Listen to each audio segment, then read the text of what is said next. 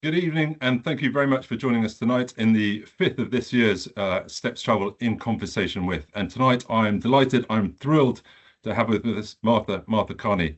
Martha, well, you're well known to all of us. You've been part of our everyday lives for the last 30 years, whether on radio, sort of Today program, Women's Hour, and also on our TV screens, most notably Newsnight, but also hosting programs on Lewis Carroll, on the Brontes, Butterflies and Bees, etc. So you are so hugely talented. You wear so many different hats, so that I hope that I haven't missed something out from your millinery collection. Apologies if I have. But thank you very much for joining us. Not at all. I'm very, very happy to talk to you today, Justin, and you didn't miss anything out of importance. And I hope you're okay, sort of, well, you normally ask the questions, sort of, the other way around, the microphone's in a different place this time. So I hope you're okay with that. Yeah, it's always slightly disconcerting. I'm far more used, as you say, to asking the questions and being the centre of attention, but I'm sure it'll be fine. Well, you are very much you are the centre of attention. I won't ask you anything political. I won't ask you about your most inspiring women that you've worked with or interviewed, etc. We'll just talk travel if that's okay, because it's something that's very close to my heart, and so to curiosity. And I don't know, was there something in your early travel experiences that opened your eyes to sort of to your curiosity as a journalist? I think I was lucky that my parents were very interested in travel, and for at the time quite adventurously for people on their honeymoon from Ireland, they went to Italy and they traveled around the main sites, and then on a train between Rome and Naples they struck up a conversation with a man called Enzo, who was an academic like my father. And he said, "Oh, come with me and my girlfriend, come to the island of Ischia." So they just thought, okay, yeah, let's go and do that. And they went there and went to stay in somewhere. I've been back to it, but when they were there, they could only get there by boat, called Sant'Angelo. And they went there, and that story stuck with me. We had family albums with aging black and white photographs of my mother looking very glamorous in a 1950s swimsuit. Anyway, I think that kind of spirit of just take off whenever you can stuck with me. And then they took us on the main holidays we had for quite a long time when I was little. We went camping in France, and I just remember that encounter with other cultures, learning the French word for can I have an ice cream or some chips please, or so I think that whetted my appetite, certainly. And then when I was looking up to see how old I was. I think I was only 16 when I did went on an interrail holiday with my best friend from school, Sarah Patterson, and we headed off from Edinburgh for 2 or 3 weeks, travelling around Europe on trains on our own, which was a great adventure. The joys of interrailing when you're young. And then since you've been obviously a very successful sort of political and journalist, has that influenced where you travel and also how you travel at all? I think it's you as a journalist, you don't really have a choice. You will go to where the stories lead you when I'm working. But I think it also means that I'm happy to head off the beaten track, and I'm not so nervous about that. And my partner, my husband, Chris, is a huge traveler. In fact, when I first met him, he was just back from traveling in, it wasn't called a gap year in those days, but I guess it was a gap year.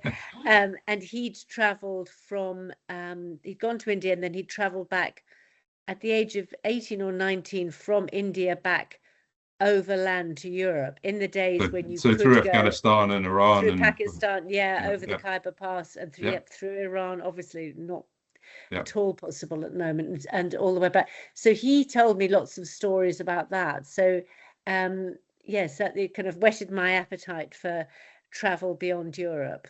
And did working for the BBC mean that there were certain places you couldn't travel to, or did that affect your own personal travels as opposed to sort of where you go on assignment or for work? I think sometimes when, for example, I wanted to go to St. Petersburg, and it took quite as a tourist, uh, and it took quite a long time for my visa to come through. So with some countries, I've never had a visa turned down, but sometimes, I felt I was in the kind of, pending pile for quite a long time while they were, because they didn't quite believe that you were there for the reason that you were stated.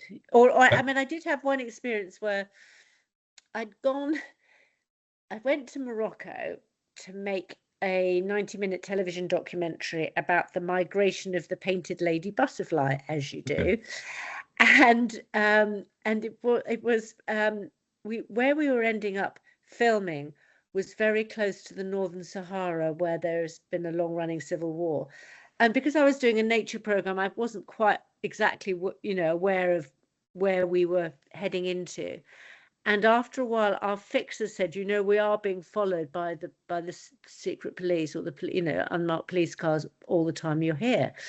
And we thought, well, okay, but that's not a problem. And then one place, we arrived at a hotel in the middle of nowhere, and the police were waiting, and they did a kind of interrogation about why we were there. And anyway, they seemed to be all right. And then at midnight, I got a kind of pounding on my door, and it was the police had come back.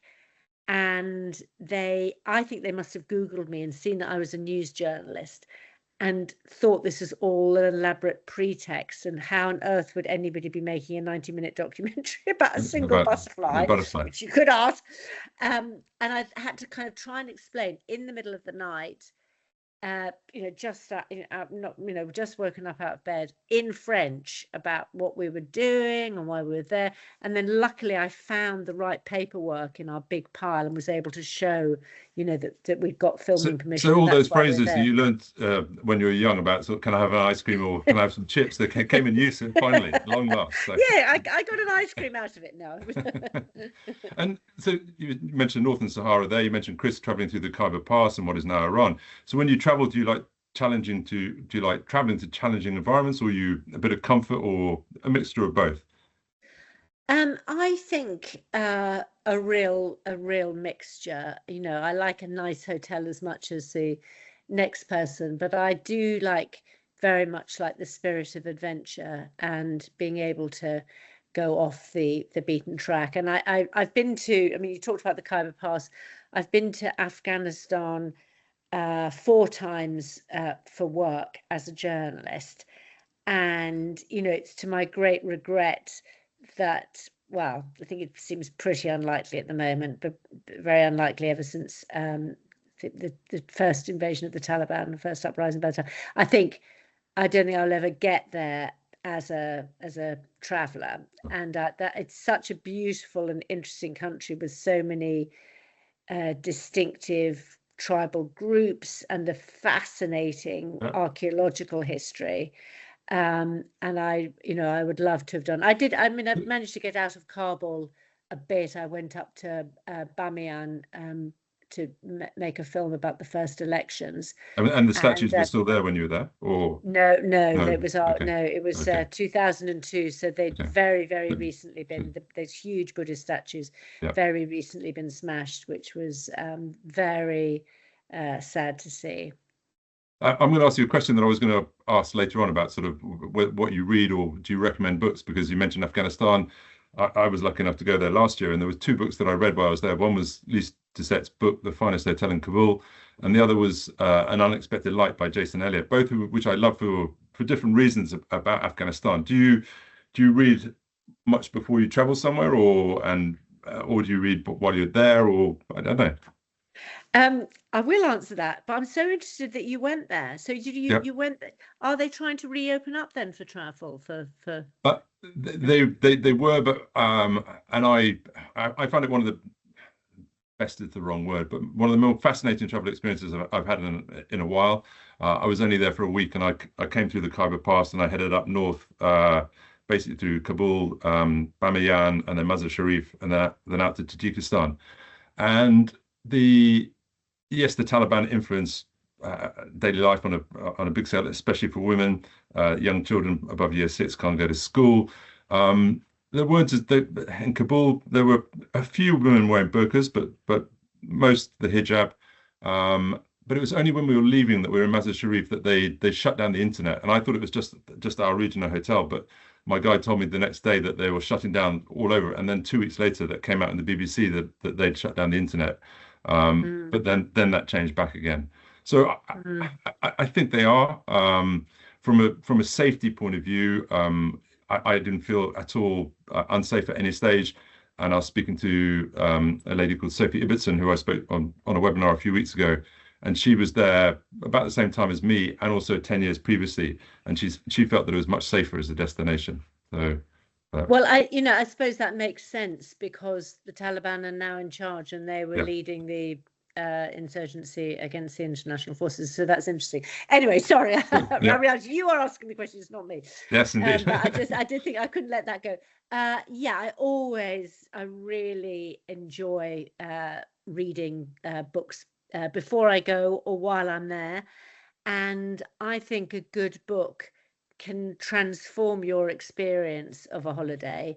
And I'm thinking of, I read there's a book called, I think it's called Travels in the Yucatan, that was written in the 19th century or early 20th century by an archaeologist with illustrations by, I think it's called John Stevens, and his colleague was an engraver called Catherwood, and he writes about exploring the Mayan sites in the Yucatan. And it was just wonderful being in some of the places that he excavated originally, when they just looked like kind of mounds covered in grass, and the travails of their the terrible mosquitoes and what they had to do, and the snakes and everything. And each time we'd go to a place and I'd read him, he wrote very well, and the engravings are fantastic. So that's transformed our experience, and I love that. And Tikal he discovered, and lots of places. And then, sorry, not Tikal, Tulum. I don't think he got to Tikal. And I know a good travel company that can take you there to Guatemala to see Tikal. I've been to Tikal. I don't think it's amazing site. And what's another book? I really like the way Patrick Leigh Fermor writes. Yeah. And we went, I think it must have been back in the 80s, we went to the Mani in Greece, in the Peloponnese, and his book, I think it's called Deep Mani, is a wonderful travel book about the history of that particular part of the world. So I really, and I always take books, lots and lots, too many books away with me. But what's great now is at least you can, if you hear about a good book, you can download it usually where you are, so you don't have to take a whole traveling library. And I know you studied classics at Oxford, and so you mentioned sort of some archaeological sites and sort of ancient history. When you go to places of the past, do you will you travel with a guide, or is it the book, or a combination of both in different places? It varies a lot, and it can be good to go with a guide. Sometimes you feel that they've learned a huge amount, and they're just downloading they're downloading it at you, often under the burning sun, and you can't quite take it in. But a good guide will also find you places or show you things that you would not have found. Even, I am a great one taking out the blue guide and standing and looking at certain columns and trying to work it all out. But so I think that kind of varies a lot. But I do, and I enjoy. We've explored southern Turkey a lot. I've been to the ancient Lycian/Lycian civilization sites along there, and I can't translate them, but I like looking at the Greek inscriptions in ancient Greek and trying to work out what some of the words are with that. But I think there's a wonderful book. I'm sorry, I'm rattling on, but anyway, there's a great book which is called Archaeological Guide to Sicily, and obviously the main sites there are very well known, and Segesta and Agrigenta and Selinunte, but there's another place called Pantalica where there are tombs cut out of the rock just kind of north of Noto, and I wouldn't have known about that without the guidebook. And we went and explored there. We were the only people there. It was, so yeah, the good book can transform your experience, I think. Definitely. So you mentioned southern Turkey. Have you been to eastern Turkey, to Sanilurfa, Gaziantep, and places like that? No, I haven't. So there was Zugma, was Seleucus, as you'll know, was one of Alexander the Great's generals, and some of the Greek mosaics there, which are now in the museums, are absolutely stunning. So I would highly recommend that. Thank you. Okay. For me, I found it sort of hugely moving. I studied history, but probably not that well, and not as well as you. But I learned so much about sort of Mesopotamia and that ancient sort of Asia Minor, that ancient land there.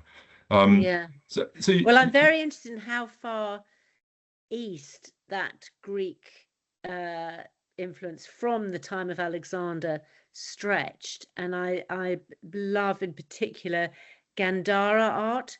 Yes, which is the fusion Pakistan. between Greek classical art. Yeah, and I've been to Taxila, where you may have been to, where they have Buddhist stupas with Ionic capitals on it, and the most wonderful, very, very fluid statues. There's very, very good examples in the British Museum and Victoria and Albert. Very, very sadly, in the museum in Kabul, so much of the terracotta Gandhara pieces were just smashed by the Taliban. But okay, Eastern Turkey, I'm adding that to my list. Well, I definitely add that, and I'd say that yes, Gandharan art, the Greeks gave Buddhism human form. So yes, indeed.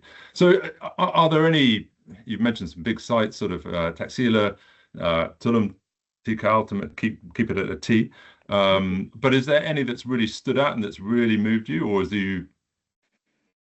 I enjoyed pretty recently. Oh gosh, there's so many places we've been to. We've been really lucky. Quite recently, we went to Ephesus and the other big, formerly Greek cities, ancient cities, not so far away from there. So Miletus and Aphrodisias, and I can't remember the name, Megara maybe. Anyway, I can't remember all the names. And Ephesus is incredible, but very, very heavily visited. But some of the other places we went to, there was no other visitors there, and that's always very special when you feel like you're off the beaten track like that. That's the second time you've mentioned sort of very few visitors and places. So you do like going off the beaten track and sort of trying to find. Yes, you'll see the key sites, but you also like finding out the lesser known and sort of less visited places. Yes, I think so. I think somehow.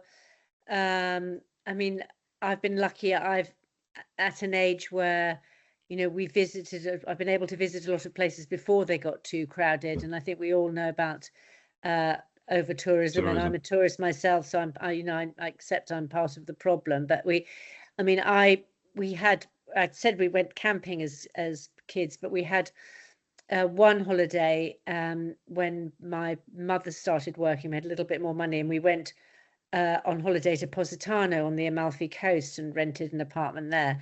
And so that would have been in the 1974, 1975. And it was a place where there were tourists, but, really not that many. And then last year we spent 5 weeks near Sorrento exploring actually, I'll tell you about archaeological sites that we went to on that holiday. But we walked in the hills behind the Amalfi Coast, and walking is always a great way, isn't it, of getting away from crowd. But we thought, we'll come down to Positano and get the boat back to Sorrento. And I was just horrified by the crowds. And this was before Easter, so it was quite early in the year, and it was just impossibly, really uncomfortably crowded, which was such a shame. But yes, on that same trip though, we stayed in a place called Meta di Sorrento between Naples and Sorrento, and we went to Pompeii again, and we've been a number of times, but we went the other side of Naples and explored Pozzuoli and Cumae and Baiae and lots of the archaeological, and again hardly anybody was there, and they're amazing sites. Given what you just told us and sort of about your classical archaeological knowledge, I think you should be leading a trip for us. I think we need to put one together with you. And if so, where would it be? Where would you like to go? Let's do it. It's great. Okay, I'll have a think about that one. I'll have a think about that one. Well, please do. I'd like to shift away a little bit and sort of talk about the natural world, if I may. Not least because I'll come to, you're going to you're hosting a trip to us with the Galapagos in May, June. But for me, I don't know, when you travel to, I'm an advocate of going to places and that you feel, smell nature, and I think you create understanding and empathy, which is so important. And I think the likes of Attenborough have said before that if you can't protect something or unless you know about it, and I take that you feel the same given your program, The Natural Life, given your programs on bees and butterflies, that you feel similarly. Yes, no, I really do that. I do feel that. And I think I made a documentary about nature during lockdown, because I think that was a time when many of us, experienced a change because we had the time, nothing else to do. Yep. Lots of people were spending more time outdoors and really closely observing the world around them, whether it was in a garden or a park or countryside more. And I also feel very strongly that against a counsel of despair. So in the program, so this Natural Life is a half-hour interview program where I take people outdoors to a location that means something special to them. And in the course of every program, I always say to them, look, we hear understandably so much about climate change, so much about nature depletion. Is there anything that gives you hope? And, you get some very interesting answers. For, the last program that I did, which went out before Christmas, was with King Charles. And he said, he's campaigned about nature for most of his life. And he said it was the marine environment, which is, there's some terrible things have been done. But once you take some measures to protect it, how quickly life can come back and how resilient it is. And I think that's incredibly important. And I interviewed when I was on the Today program, one of our guest editors was Jane Goodall, it's very sadly died now. And she, yes, chimpanzee expert and very inspirational. And she said she had some young people who came to her in Africa and said, we've just given up. There's nothing. It's so terrible what's happening to this national park, and we don't know what to do. And she said, if everybody just looked after their own little patch, the world would be a much better place. And I think that's true. I mean, I'm not saying there aren't these terrible forces that we need to worry about, but if it's all about despair, then people do completely give up, whereas actually, quite a lot can be done, and some, amazing work is being done by volunteers all over this country, and in fact all over the world. There's amazing awards done by the Whitley Fund for Whitley Nature. Awards. I go every year. Yes, I agree, they're amazing. And Princess Anne is patron for them, and she hasn't missed one. She's there every single time, so she's amazing. Yeah. No, I interviewed one of the winners on the Today program, and she's has been campaigning I think in northern India to save a very ugly stork called Hargila. And people thought it was bad luck, and villagers killed it and stoned it. Anyway, she's changed it. And one of the things she did was by getting local women to weave cloth and scarves with images of the stork on it. And after the interview, I went out and said, it's so wonderful. And she said, I want to give you one of these scarves. And then she said a little prayer and gave a little ceremony just outside the Today studio and put this scarf over me. And my eyes kind of welled up. It was so moving. And it was such a brilliant way of promoting help of this animal.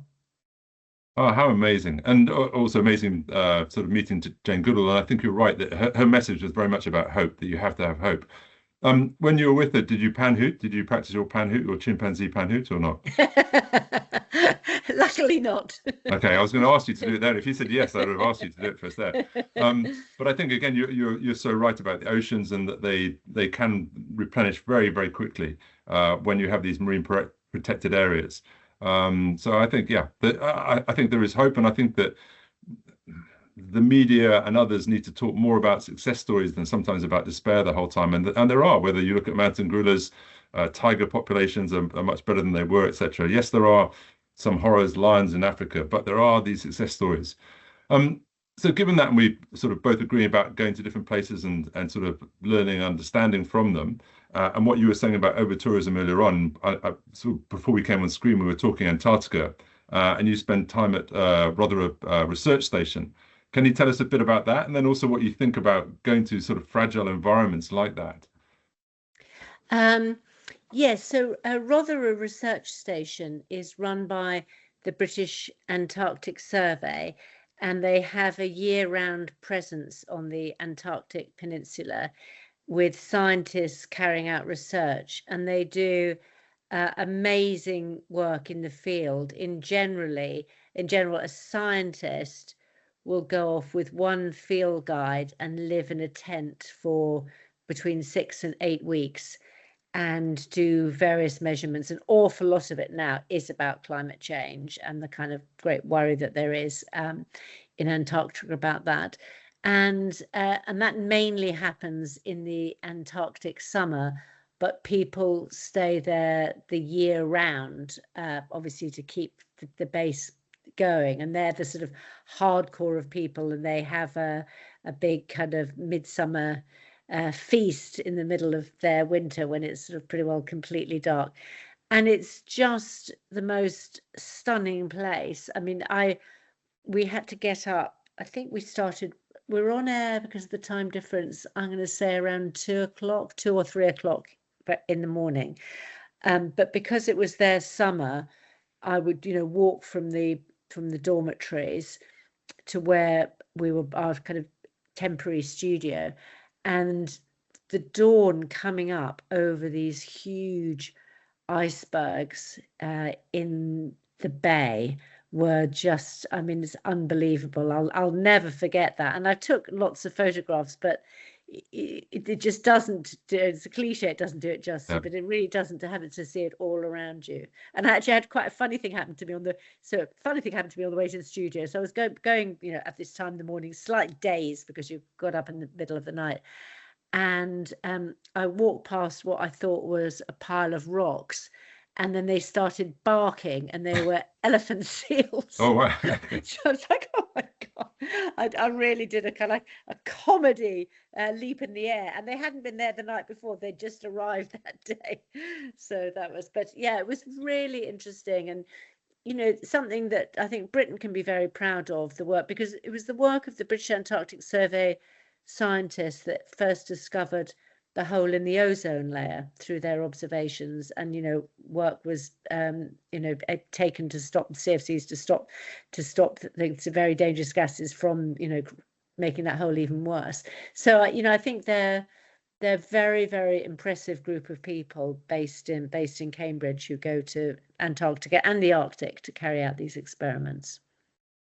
I think you're right that natural history programs are amazing in what they can show us and tell us about, but sometimes it's being there. It's those sounds. It's the gurgling of the stomach of the elephant seal, or penguin poo has a particular perfume as well. Sometimes it's that smell. Moving to another fragile environment, the Galapagos. You're hosting a trip with us in May, June, which we were very excited about. What are you excited about traveling to the Galapagos, and what might you read beforehand? Would you read? I've been given Darwin. Okay, you're going to read Darwin, great. So and a guidebook. I tend not to read anything too much ahead of time. I like maybe a couple of weeks beforehand start preparing, and I like reading when I'm actually there. Well, I've wanted to visit the Galapagos for a very long time, because when I was in my early 30s, and it was of 89 to 90, Chris and I both packed in our jobs and went to go traveling for a year. And the first half we spent in India and Pakistan and Nepal, and then we came home for Christmas, and then we spent 6 months traveling from Mexico down to Brazil. And we were in Ecuador and had amazing adventures going off on canoes into the jungle, all over Ecuador. but we just decided that we couldn't afford to go to the Galapagos, which I look back and think, what a false economy. But when you're managing on $20 a day, it just seemed astronomical. And I've always regretted it ever since, because it just does sound like the most incredible place. And friends of mine have been there, say how great it was. So, yeah, I'm very, very much looking forward to it. We're going with some proper expert guides, not me. No, well, we're very much looking forward to it. If I may, my wife tells me off for recommending books to people all the time, and she would be appalled that I'm recommending a book to you. That if you read historical novels, there's one called This Thing of Darkness, and it's the first third is about Fitzroy, who was the captain of the Beagle on its first circumnavigation, and then the second third is about Darwin being on board and the sort of intellectual sparring between the two of them. Fitzroy was a very religious man. And then the last third is about what happens to their two lives afterwards. And, well, Fitzroy, he designed the Beaufort scale, so he's quite famous, but obviously not as famous as Darwin. But I'll send you a copy if I may. But please do, yeah. It's a very interesting book. Fitzroy, there's a range in Patagonia, isn't there, named after him? Yes, again, exactly, named after him. Yeah, so yes, exactly. So for me, I don't know, I think many things about travel, but one of them is, it's certainly about people, and I'll come back to that, but it's also changing the way we see things, our prejudice and preconceptions of different places. Is there anywhere that you've traveled to and you think, wow, having been there, I think about it so differently, or it's changed my ideas on not necessarily its peoples or place, but just something as a result of your travels there? Yes, that's quite a hard one. I've traveled quite a lot in India and over the years, but I can remember before I went there, I was quite anxious about how I would react in particular to the poverty, which is hugely shocking and rightly shocking.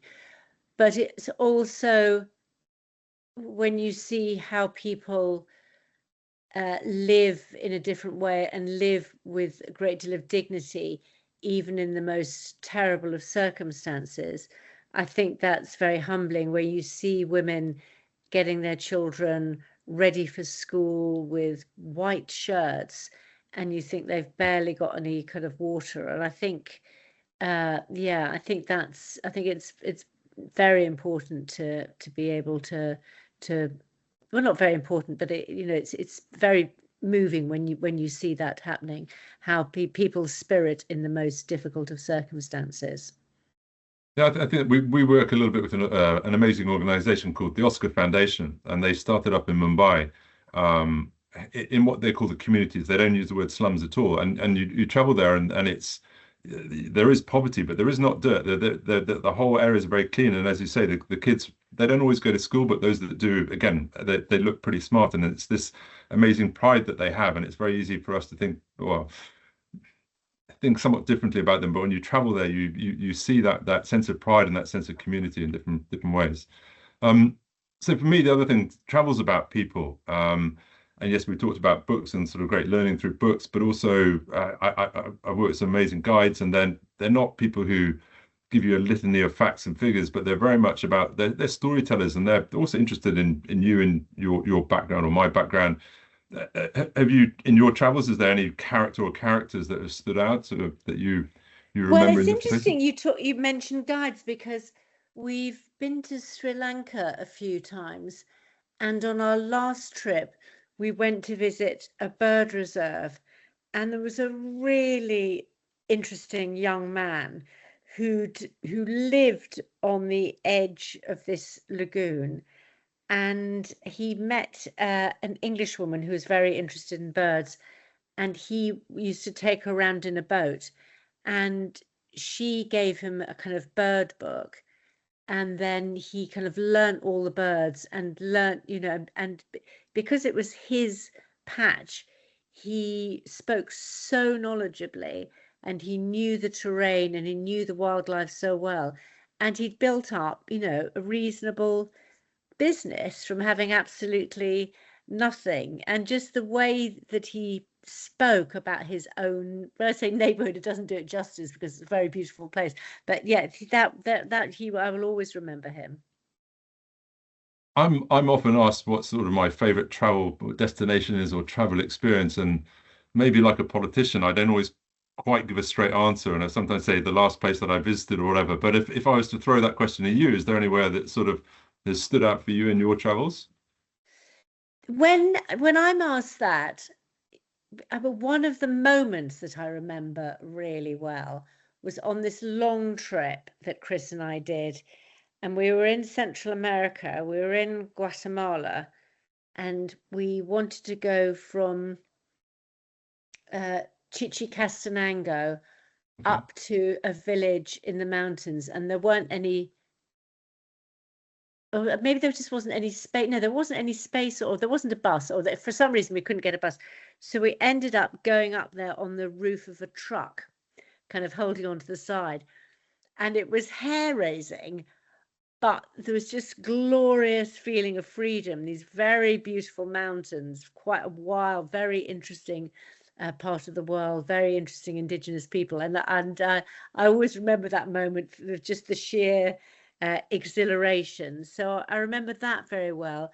All kind of moments of, we did some trekking in Nepal where we worked out a route to go where again there wouldn't be very many other people, and we started off in Gorkha, and an English woman there who'd been working there found us a porter, and we just headed off with him, and didn't know him, at all, but got to know him in the course of the trip. And we had some wonderful, fording streams and crossing, very not very safe little kind of rope and wooden bridges. So I always remember that.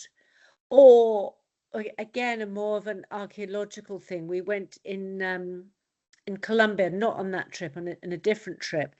We went on a trek to Ciudad Perdida, Okay, yeah. in the I think it's in the Tirona National Park, and In that's, you Colombia. walk. Yeah, we walked. I can't remember how. It seemed like 2 or 3 days. Again, like through a lot of rainforest, so very beautiful, quite difficult terrain. And then on the final day, you kind of cross a river, and then just on the far side, you see these steps cut into the rock face of the river, and then you just climbed up for the whole day. And when you get there, they're not spectacular ruins. They're quite small, but it's just a place.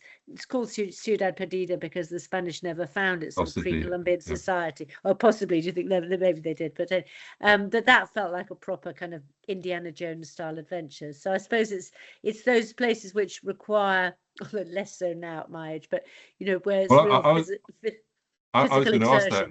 exertion. That after the Galapagos, I think you're traveling with us to northern Peru, but we can arrange for you to travel on the top of a bus if you wanted, or to ford that river if you were still up for it. So if you're game for it as such. I'll have a think about that one. Yeah. Think about that one. There's so much more that I'd love to talk to you about, but I know that you have to go very shortly. But I suppose just one final few questions is there anywhere you're hugely well traveled, and what I love is your recall of places and sort of moments and situations. Is there anywhere that you still want to travel to, or that you haven't been yet, that really interests or intrigues you? I mean, there's so many places I haven't been to. I've never been to China, and a friend of mine was showing me pictures of pandas that they'd seen when they were there. So that would be somewhere I'd be very interested in. Now, the Atacama Desert, suggested by you, and yeah, I mean, I go to Italy a lot. There are always lots of places, parts of Italy that I want to explore. But yes, I think probably yes, it would be China. So I've just seen on the chat there's a question.